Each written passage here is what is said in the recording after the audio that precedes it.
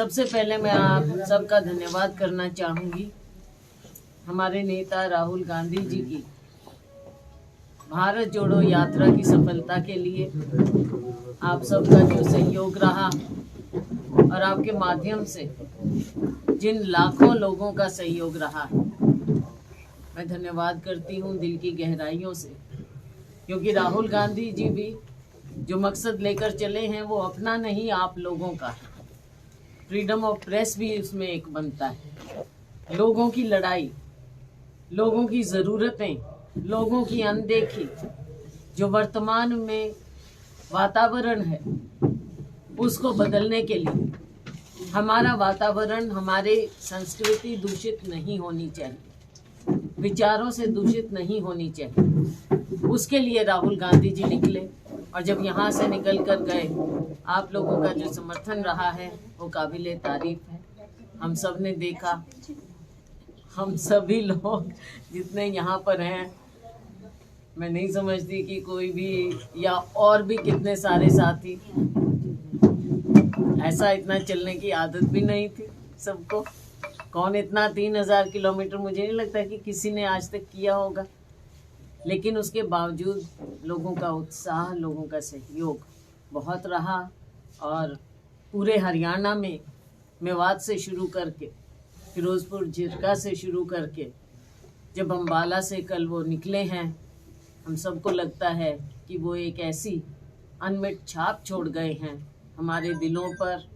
लोगों के लिए, आने वाली पीढ़ियों के लिए सब लोग याद रखेंगे कि कैसे राहुल गांधी जी यहाँ पर एक संदेश लेकर आए थे, शांति के दूत बनकर आए। और हम सब, हमारा सब का फर्ज बनता है। मैंने देखा हर जगह कि ना केवल जो हम समझते हैं कि ये पार्टी का कार्यक्रम नहीं था, ये लोगों का कार्यक्रम था।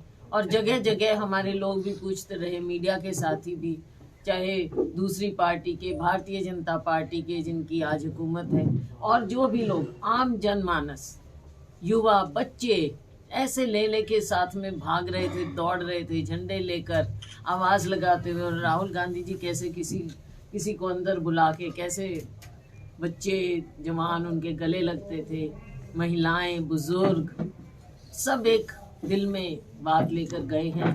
जो वहाँ पर नहीं भी आ पाए, मीडिया के माध्यम से, सोशल मीडिया के माध्यम से देखा, और सभी लोग प्रभावित हुए कि कैसे ये ज़मीन पर उतर कर लोगों से बातचीत कर रहे हैं, उनकी बात सुन रहे हैं, उनके दर्द को समझ रहे हैं। और आगे एक नेता ऐसा चाहिए जो लोगों की बात को समझकर उनकी आवाज़ उठाए। राहुल गांधी जी के रूप में हमें वो शांति का दूत आज के दिन नजर आ रहा है। मैं आप सबका बहुत बहुत धन्यवाद। हरियाणा में सर क्या असर हुआ उनकी रैली का, क्या लगता है मोटिवेशन? मुझे बार बार हमारे मीडिया के साथी पूछते हैं, और आपका सवाल थोड़े राजनीतिक रूप से होता है कि आपको क्या फ़ायदा मिलेगा, कांग्रेस को क्या होगा, कांग्रेस इसका कैसे फ़ायदा उठाएगी। तो देखो, हमारे वो कांग्रेस के नेता हैं, इस बात पर हमें गर्व है। लेकिन मुझे लगता है कि वो कांग्रेस के नेता से भी ऊपर एक जो आम आदमी के, एक नागरिक के, देशवासी के, भारतवासी के नेता हैं, और उनका अब स्टैचर इतना ज़्यादा है। कांग्रेस पार्टी तो देखो है ही उनके पीछे, और अब हमारा फर्ज है कि हम उनके संदेश को जन जन तक, घर घर तक पहुंचाएं। और जब वातावरण बदलता है तो इसमें कोई दो राय नहीं है। कांग्रेस पार्टी अपने नेता के संदेश को ले जाते हुए अपने आप को भी मजबूत करेगी। मैडम, कांग्रेस की यात्रा पंजाब में पहुंची है और खालिस्तानी समर्थक भी और दूसरे समर्थक कहते हैं कि राहुल गांधी यहाँ यात्रा में ना आए क्योंकि उनको खतरा है। इसके लिए क्या कहेंगे आप? देखो, इस तरह के बीच में वॉइसेस आती हैं, और खालिस्तानी समर्थक क्या होते हैं? सब लोग पंजाब के वासी हैं, और पंजाब हमारा सूबा, वहाँ पर हमें बहुत, हमारा एक, जैसे समझ लीजिए कि देश का सरताज, कश्मीर, पंजाब, हमारा हरियाणा, हिमाचल, सब, तो हर तरह के लोग होते हैं हर जगह। और यही राहुल गांधी जी कहते हैं कि सबकी वॉइस होनी चाहिए, सबकी आवाज़ हम सुनेंगे, और हम सबकी आवाज़ सुनकर उनकी बात को समझेंगे। मैडम, राहुल गांधी भाजपा और आरएसएस पर हमला कर रहे हैं मैडम, बार बार उनको कौरव कह रहे हैं, क्या कहेंगे? भारत जोड़ो यात्रा चल रही है, कांग्रेस जोड़ो यात्रा कब चलेगी? ये भी अक्सर बात शुरू से ही सुनने में आती है। देखो, कांग्रेस, आपने देखा होगा थ्रू आउट जो यात्रा रही, सब लोग, सभी कांग्रेसी इसमें मिलकर चले हैं। और राहुल गांधी जी हमारे नेता हैं। बाकी आप खुद बता दीजिए, हर संस्था में वर्चस्व की लड़ाई तो देखो चलती है। मैम खट्टर साहब ने कहा है कि राहुल गांधी की फिलोसफी उनकी समझ से बाहर है। जी जी, खट्टर साहब ने कहा है कि जो तो राहुल वो गांधी की कैसे philosophy है- समझेंगे, क्योंकि हमारी जोड़ने की है फिलॉसफी, उनकी तोड़ने की है, तो नहीं समझ सकते। मैडम राहुल भाजपा और आरएसएस को कौरव बता रहे हैं। भाजपा वाले इस चीज को लेके काफी आक्रोशित है, रोष में। दुखी होंगे ना दुखी होंगे, कोई बात नहीं। हमने तो जो पांडवों की लड़ाई थी, देखो वो एक अलग बात है, मिसाल है, और इसमें राहुल गांधी जी की बहुत ज़्यादा नॉलेज है इन चीज़ों की। लेकिन हम तो बड़ी सिंपल आदमी, हम यही समझते हैं कि हमने उसके साथ खड़ा होना है जिसके साथ कोई ना हो। अब उन्होंने भी जब पूछा था कौरवों पांडवों से कि भाई कौन किसके साथ, उन्होंने सेना मांगी थी, उन्होंने कृष्ण जी मांगे। मैडम जी, जब जो राहुल कृष्ण गांधी जी उनके साथ खड़े मिले, जिनका कोई और नहीं। मैडम जी, राहुल गांधी जी इन मुद्दों को लेकर चल रहे हैं। अगर हम बात करें तो आप लोगों का शासन पिछले 10 साल भी रहा है, 2014 से पहले वो तमाम चीजें हरियाणा में हमें देखने को मिली है। चाहे क्षेत्रवाद की बात हो, चाहे दलितों पर अत्याचार की बात हो, चाहे जो दो पूंजीपतियों की जब हम बात करते हैं, उन पूंजीपतियों को भी बड़ी कम दामों में जमीन दी गई हो, तो जनता आप लोगों पर कैसे भरोसा करे कि आगे इस तरह के ये जो मामले हैं वो देखने को नहीं मिले।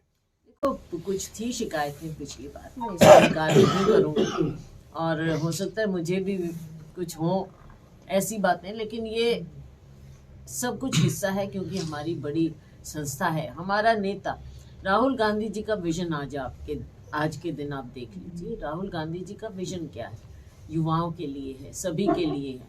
और जब वो बात करते हैं कि भाई कुछ लोगों के हाथ में ये नहीं होना चाहिए, ये आम जन के हाथ में भी, देश की जो संपत्ति है वो आम जन के हाथ में भी बंटनी चाहिए, और खास तौर से जो हमारा युवा है उनके लिए राहुल गांधी जी का एक विशेष विजन है। और जो हमारा, आप समझ लीजिए, असहाय है, उसके लिए उनका खास विजन है। उनकी ये सोच है कि जो लोग डिप्राइव्ड हैं या शोषित हैं या जिन्हें मौका नहीं मिला, उनको मौका देने की ज़रूरत है। और समय समय पर देखो, समय बदलता है, जो 10 साल पहले रहा या उससे पहले रहा, उससे अगला बदला, उससे अगला बदला, और आगे जो पहले कमियां रही उससे हमको सीखना पड़ेगा, क्योंकि वरना हमारे हाथ से सत्ता क्यों जाती। हमें सीखना पड़ेगा, आगे वो हम दोबारा से वैसे गलतियां ना करें। मैम, प्रदेश अध्यक्ष की नियुक्ति हुए काफी समय हो गया, 4 कार्यकारी अध्यक्ष भी चुने गए हैं, अभी तक जिला स्तरीय संगठन कहीं भी नहीं बना। कब होगा मैम? काफी लंबा तो मेरे हाथ में हो तो मैं कह दूं कल हो जाए होगा। इस बार तो होना चाहिए, जल्दी होना चाहिए। मैंने खुद इस बात को माना था, पहले माना था, मैं अध्यक्ष रही, और मैं अपनी सबसे बड़ी कमजोरी यही मानती थी, कि संगठन नहीं हम बना पाए। क्योंकि वर्कर, आपने देखा इस यात्रा के माध्यम से भी कि हमारे सभी वर्करों ने काम किया है। आज के दिन ओहदेदार तो कोई है ही नहीं, बिना ओहदे के काम कर रहे हैं। तो ये बात नहीं है कि सिर्फ ओहदे के मोहताज हों हमारे वर्कर, उनकी कमिटमेंट है कांग्रेस के प्रति, कांग्रेस के नेतृत्व के प्रति और हमारी आइडियोलॉजी के प्रति। तो उसके साथ ही लोग जुड़े हुए हैं। ओहदे मिलेंगे, जरूर मिलेंगे, जो काम करते हैं उनको मिलने चाहिए, और जो समर्पित हैं, कांग्रेस के प्रति समर्पित हैं, उनको मिलने चाहिए। जो ओहदे मिलेंगे मैडम, जो ओहदे मिलेंगे तो उसमें कुछ कुमारी शैलजा जी का प्रभाव देखने को मिलेगा या? देखो, इसमें ना शैलजा का ना किसी और की बात। मैं तो समझती हूँ कि जो काम करने वाले हमारे वर्कर हैं, शैलजा की क्या लड़ाई है? शैलजा की लड़ाई यही है कि हमारे जेन्युइन वर्कर्स को जगह मिले। और शैलजा की कौन सी लड़ाई है? शैलजा को कोई अपने परिवार की लड़ाई तो लड़नी नहीं है। मेरे कौन से परिवार की लड़ाई मुझे लड़नी है? मेरे तो कोई परिवार का ऐसे कोई, मेरी लड़ाई तो वर्कर की लड़ाई है, और वर्कर को जगह मिलनी चाहिए। यही बात होती है। इसी को आप गुटबाजी कह देते हो, इसी को आप कुछ कह दो। हरियाणा में खेल मंत्री संदीप सिंह का मामला चल रहा है, सीएम लगातार प्रोटेक्ट कर रहे हैं हमको, क्या कहेंगे आप? कांग्रेस क्या कर रही है? विपक्ष है कांग्रेस।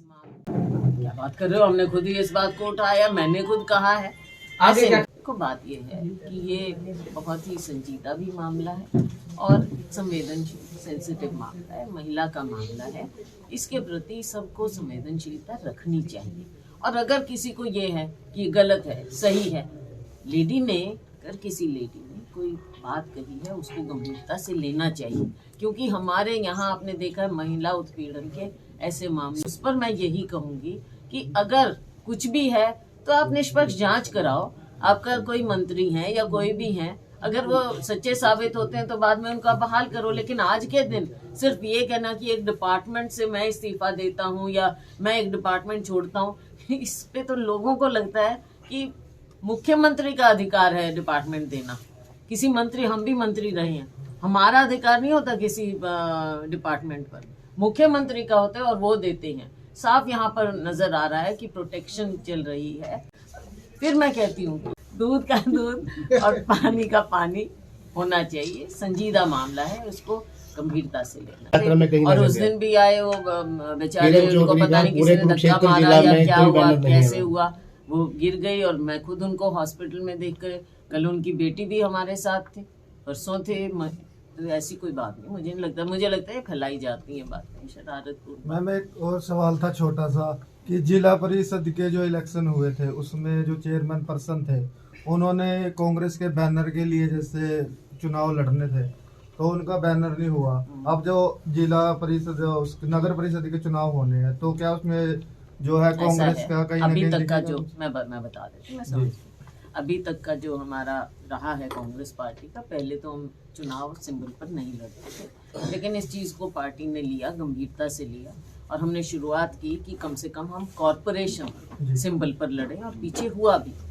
उसमें मेरी सोच ये है और हमारे नेतृत्व की भी सोच ये है कि हम नीचे ज़मीन पर कांग्रेस पार्टी को मजबूत करते हैं। इस हिसाब से जब हमारा सिंबल घर घर पर जाता है, हमारा वर्कर मजबूत होता है।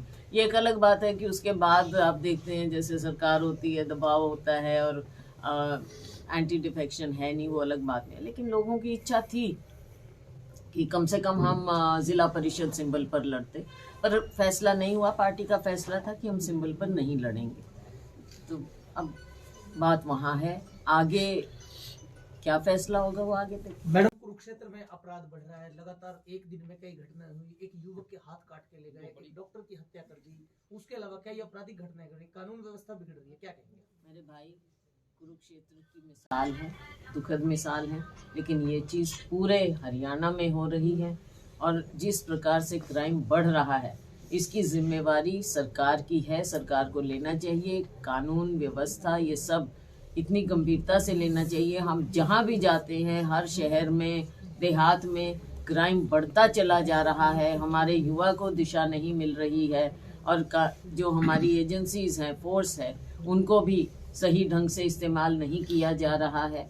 हर चीज़ में राजनीतिकरण हो रहा है, दोषियों को प्रोटेक्ट किया जाता है और अगर ऊंचे लोग जो सत्ता के नज़दीक होते हैं उनको प्रोटेक्ट किया जाएगा तो आम लोगों में आप क्या वातावरण फैलाएंगे।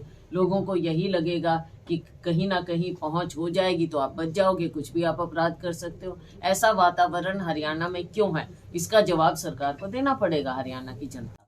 मैडम, भारत जोड़ो यात्रा को हर रोज महिला के दिवस में मनाया जा रहा है, अलग अलग उसमें दिया जा रहा है। और दूसरा, किसानों से राहुल गांधी ने मुलाकात करी, एमएसपी को लेकर करी, इस पर क्या कहेंगे आप? राहुल गांधी जी सभी से, जैसे कल एक इंटरैक्शन हुआ है जो हमारे पंचायती राज के अम्बाला में हुआ, जो पंचायती राज के हमारे प्रतिनिधि थे उनसे मिले, बेरोजगार युवाओं से मिले, उनसे पूछा, इंडस्ट्री वालों से पूछा, किसानों से पूछा, तो तरह तरह के लोगों से राहुल गांधी जी मिलते चले गए हैं। सबने अपनी अपनी बात रखी है, किसानों ने अपनी बात रखी। तो ये इंटरैक्शन से देखो आगे आने वाले समय में जो पॉलिसीज होती हैं वो लोगों से जुड़ी हुई, उनके दर्द से जुड़ी हुई होनी चाहिए, ना कि ऊपर से नीचे। अब मैं आपको मिसाल देना चाहूँगी, जो ये परिवार पहचान पत्र, किसी के दिमाग का कोई ब्रिलियंट आइडिया कहीं आया है और ये लागू करना चाह रहे हैं, लेकिन आज के दिन अगर ये जो पहचान पत्र, परिवार पहचान पत्र से लोग पीड़ित ज़्यादा हो रहे हैं, दुखी ज़्यादा हो रहे हैं, तो ये कौन सा ब्रिलियंट आइडिया? काम तो ये होना चाहिए ना जिससे सहूलियत पड़े, काम काज में ज़्यादा एक स्ट्रीमलाइंड अप्रोच हो, लेकिन वो तो हो नहीं रहा। तो ये चीज़ें सीखने के, सबको सीखना चाहिए और अच्छा होगा कि ये सरकार सीखे कि ऐसा क्यों हो रहा है, ये गलत कार्य क्यों हो रहे हैं। हमारी इंटरैक्शन, राहुल गांधी जी की इंटरैक्शन यही है कि लोगों की बात सुनो। सरकार अगर मोदी जी भी ऊपर बैठे हैं, अगर केवल अपने मन की बात नहीं करके लोगों के मन की बात सुने तो ये देश बेहतर ढंग से गवर्न हो सकता है। Thank you. बहुत बहुत धन्यवाद।